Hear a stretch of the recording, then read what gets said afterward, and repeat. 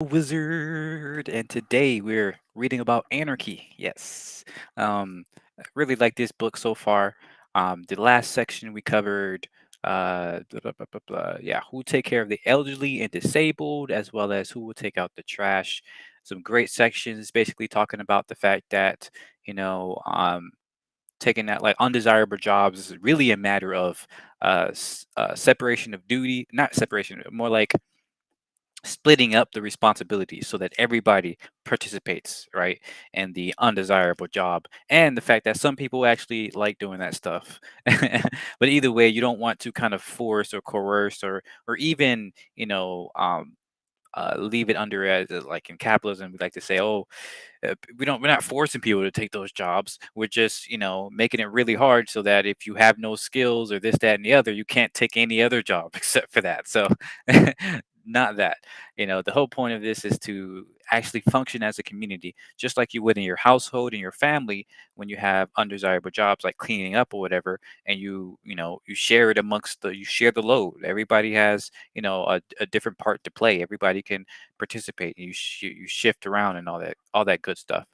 But yeah, and then they pointed out how and really the elderly and disabled have it worse under capitalism because once again it comes down to their value, right? Like how much value can they provide monetarily, and unfortunately, it's really hard for them, and we see that in elderly homes and things like that, where they basically just get abandoned and ignored or even abused and stuff like that. While in many other societies, they actually cared about these people, right? They cared about all the portions of their community, at least in a pro-social egalitarian community. They actually cared about these folks, and they valued them simply because they existed, simply because they had a different perspective and things like that, and they didn't have to reduce their their life to a value, right? To a how valuable are you to the community? So yeah, that was some great stuff. Now we're going to be talking about how will people get health care. All right, so I'm super interested in this section because I just went through this system with my mother. We had to go to the hospital for some mess, and it was a nightmare, right? And I have to pick my own healthcare now that I have a full time job. I was on like this healthcare plan that was super cheap. I only paid like $5 a month, but now that I have a full time job, it's like two, three, maybe even $400 a month for the premium, right? It's stupid. So I'm super curious what they say here because the healthcare in America, it's horrible, right? So let's just get into it here. It says, capitalists and bureaucrats see healthcare as an industry, a way to extort money from people in need, and also as a way to appease the population and prevent rebellion. Ooh, yeah, this right here. Way to extort money for people in need. Yep. This one I haven't even thought about it like that, but that's kind of true, right? Like when people, it's like this is why healthcare is such a hot topic in America, even though there's still a large, it still just fails. It's still a hot topic because people are wondering, like, okay, if I go to a hospital, I can't even like allow myself to go to the hospital. So like, what's the point of being here if the minute I get some sickness or injury, my whole life is screwed up. Like that's not even cool. Anyways, it's no surprise that the quality of the healthcare often suffers. In the richest country in the world, millions have no access to healthcare, including this author. I feel you, man. I feel you. And every year, hundreds of thousands of people die from preventable or treatable causes. Exactly. I'm not sure if they're going to get into this, but also, and many people would agree, big pharma, right? Like, I wonder how many people die or died as a direct cause of big pharma, putting out medicines, are putting out pharmaceuticals that were addictive, that they knew were addictive, had all sorts of negative side effects and all this other stuff. Like these people just got a whole lawsuit, and what's crazy is that they didn't even have to pay for it. The whole Purdue thing, like they didn't even have to really pay for it. They pay like what some amount of money over some span of years, which to them is like pocket change. Like it's crazy that the how much people how much these big pharma companies can get away with. It's really insidious. Since poisonous working and living conditions and lack of healthcare have always been major grievances within capitalism, providing healthcare is generally a chief goal of anti-capitalist revolutionaries. For example, unemployed piqueteros and neighborhood assemblies in Argentina commonly set up clinics or take over and fund existing hospitals left defunct by the state. Interesting. I wonder how we can do that here. Because it seems like even it's even difficult to get like medical equipment, right? Because that whole industry, that whole area is paid for by insurance, which puts things at a premium and pays astronomical amounts of money for these things, and it drives the price of everything very high. So I'm not even sure if we can do this on an individual level, just because of how screwed up the market is in America. But def trying, I think. During the Spanish Civil War, Barcelona's medical syndicate, organized largely by anarchists, managed 18 hospitals, six of which it had created, 17 sanatoria, 22 clinics, six psychiatric establishments, three nurseries, and one maternity hospital. That sounds like a Christmas carol right there. 18 hospitals, six. Let me stop. And one maternity. Let me. I'm sorry, y'all. Outpatient departments were set up in all the principal localities in Catalonia. Upon receiving a request, the syndicate sent doctors to places in need. The doctor would have to the doctor would have to give good reason for refusing the post, for it was considered that medicine was at the service of the community and not the other way around. Funds for outpatient clinics came from contributions from local municipalities. The Anarchist Health Workers Union included 8,000 health workers, 1,020 of them doctors, and also 3,206 nurses, 133 dentists, 330 midwives, and 153 herbalists. The union operated 36 health centers distributed Catalonia to provide health care to everyone in the entire region. There is a central syndicate in each of 9 zones, and in Barcelona, a control committee composed of one delegate from every section met once a week to deal with common problems and implement a common plan. Every department was autonomous in its own sphere, but not isolated, as they supported one another. Beyond Catalonia, healthcare was provided for free in agrarian collectives throughout Aragon and the Levant. Ooh, very very beautiful stuff. I love to hear that. Um, I have some ideas for healthcare too, but I'll get to it after this. We're almost done here. It looks like. Even in the anarchist movement in the U.S. today, anarchists are taking steps to learn about and provide healthcare. In some communities, anarchists are learning alternative medicine and providing it for their communities. And at major protests, given the likelihood of police violence, anarchists organize networks of volunteer medics who set up first aid stations and organize roving medics to provide first aid for thousands of demonstrators. It's pretty awesome. These medics often self train, treat injuries from pepper spray, tear gas, clubs, tasers, rubber bullets, police horses, and more, as well as shock and trauma. The Boston Area Liberation Medic Squad, Bomb Squad, is an example of a medic group that organizes on a permanent basis. Formed in 2001, they travel to major protests in other cities as well and hold trainings for emergency first aid. That's amazing. They run a website, share information, and link to other initiatives such as the Common Ground Clinic described below. They are non hierarchical and use consensus decision making, as does the Bay Area Radical Health Collective, a similar group on the West Coast. Um, awesome. Awesome. I had to look these folks up. Between protests, a number of radical feminist groups throughout the U.S. and Canada have formed women's health collectives to address the needs of women. Some of these collectives teach female anatomy in empowering, positive ways, showing women how to give themselves gynecolo- gynecological exams, how to experience menstruation comfortably, and how to practice self methods of birth control. Awesome. That's incredible right there. The patriarchal Western medical establishment is generally ignorant of women's health. Yep. uh, Like like disgustingly so, surprisingly so. Um, to the point of being degrading and harmful. Yeah, 100%. An anti establishment, do it yourself approach allows marginalized people to subvert a neglectful system by organizing to meet their own needs. Fantastic right there. After Hurricane Katrina devastated New Orleans, activist street medics joined a former Black Panther in setting up the Common Ground Clinic in one of the neediest neighborhoods. They were soon assisted by hundreds of anarchists and other volunteers from across the country, mostly without experience.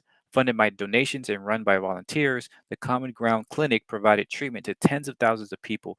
The failure of government's emergency management experts during the crisis is widely recognized, but Common Ground was so well organized it also outperformed the Red Cross, despite the latter having a great deal more experience and resources. In the process, they popularized the concept of mutual aid and made plain the failure of the government. At the time of this writing, Common Ground has 40 full time organizers and is pursuing health in a much broader sense, also making community gardens and fighting for housing rights so that those evicted by the storm will not be prevented from coming home by the gentrification plans of the government. They have helped gut and rebuild many houses in the poorest neighborhoods, which authorities wanted to bulldoze in order to win more living space for rich white people. Ain't that the thing? That's great. That whole passage showing what's possible. Because once again, it's amazing how much one could get done. I mentioned this in my podcast, but I really, really, really want to see technology in which allows us to self-diagnose or even get help diagnosing more effectively. Right. When I went to the hospital, it turns out my mother had attained diabetes, and it came largely from some other medicine she was taking for her arthritis. And what's really unfortunate is that they don't really tell you all this. Like, they all these risks and everything is like in a quick blurb or if you in a fine print, if you had to read it, it's like it's not really effective. Furthermore, you know, it's really like she had high blood sugar for a couple weeks now. We didn't even know, like wasn't until it got, to the point where, she couldn't function very well. And it's sad that she had to go to the hospital to even find this information out about her own body.